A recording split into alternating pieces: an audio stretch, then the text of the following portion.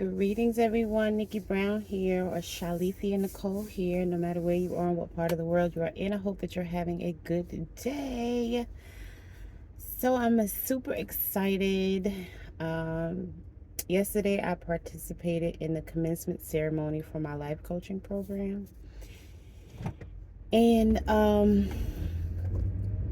I was originally supposed to do it in April, but I didn't feel like I was ready, so um, I postponed it until now, which is November 11th. Today's November 12th. It's Saturday. And it's a very challenging journey, but it's also a very rewarding journey. But going into the journey, I knew that in order to be a coach, you have to be coached, right? So you have to kind of open up and you have to be vulnerable. And I know that my instructors considered me to be resistant, but in my mind, it didn't make sense.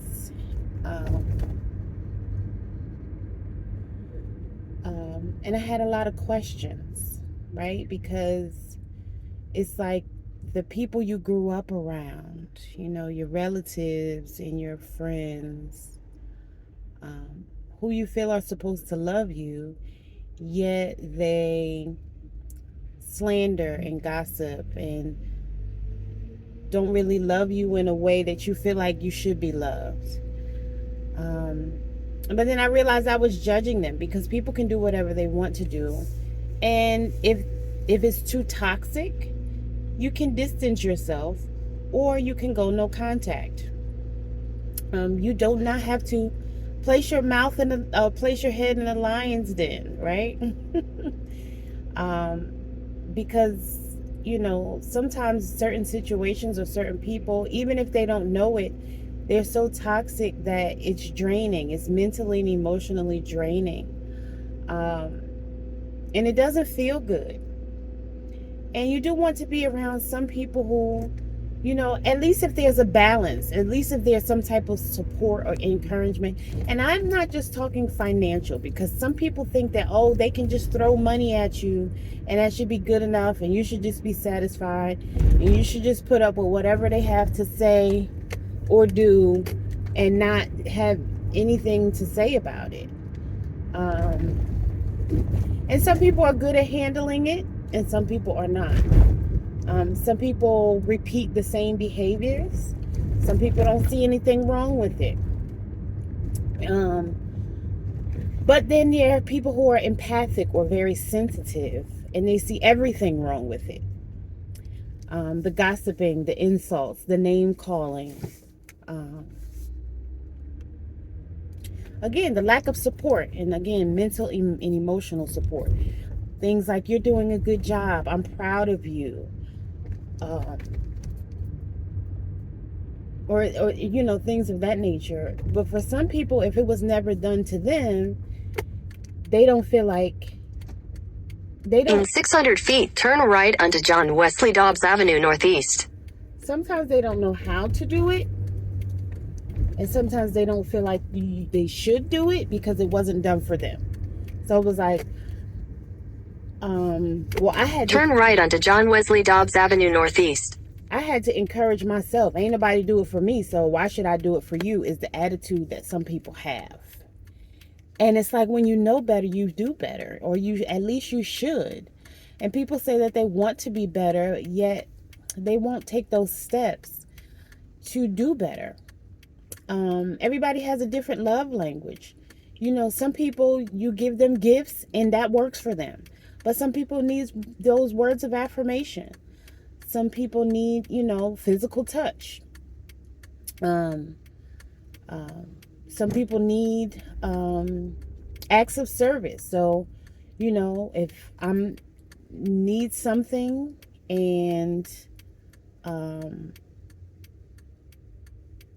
it's going to take a while to do it, or if it just seems overwhelming or challenging, that person just takes over and they do it, or they at least help to do it. An example of that might be, in a quarter mile, turn left onto the I-75 North, I-85 North ramp. Let's say you have a business and you're not good at creating ads, but you have someone in your life who is good at creating ads. They'll just volunteer to help you. Or turn left onto the I-75 North ramp. If you just came from a long day at work and you need to cook, maybe that person will come into the kitchen and cut up the vegetables, or help you do something, wash a dish, do something. Whatever that means to you. In 800 feet, merge onto I-75 North, I-85 North. Whatever that means for you. It's like they're so attentive to you that they know what you need and they just go ahead and do it without you asking.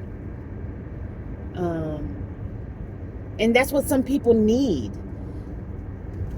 And then I know that there are some people who want to be asked, but if you're dealing with someone who just wants you to volunteer and that makes them feel good, they're probably not going to ask. Right? So what is it? There's 5. There's acts of service, physical touch, words of affirmation. In 2 miles, use the left lanes to take exit 251B for I-85 North toward Georgia 400, Greenville. I don't know if you can hear my GPS.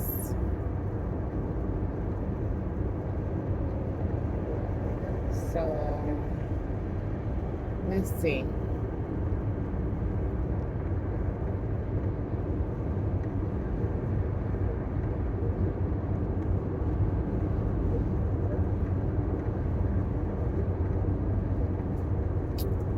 So yeah, it's words of affirmation, acts of service, gifts, quality time, and physical touch. So then you have some people who do need that quality time. And even if, you buy them something, if they need quality time, they're still not going to feel your love.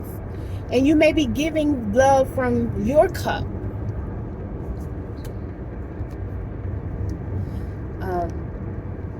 Your cup,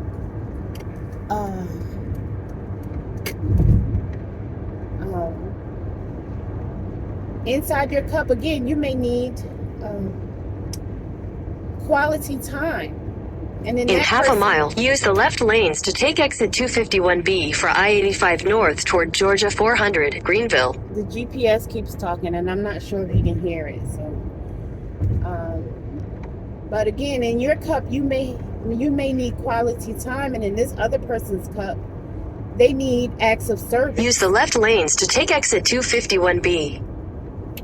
So if they need you to do things for them, and you're just buying them gifts, again, they're not going to continue for 3 miles. They're not going to feel the love that you're giving because their love language is different.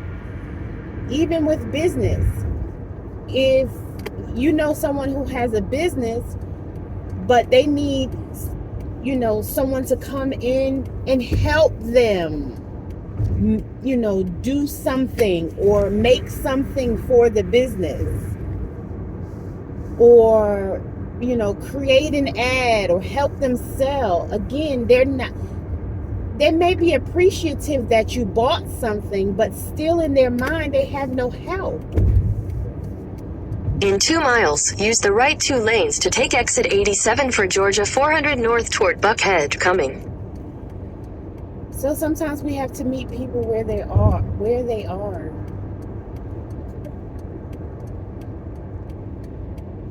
Sometimes we just have to meet people where they are. I'm not sure if you heard me because I had a call coming in.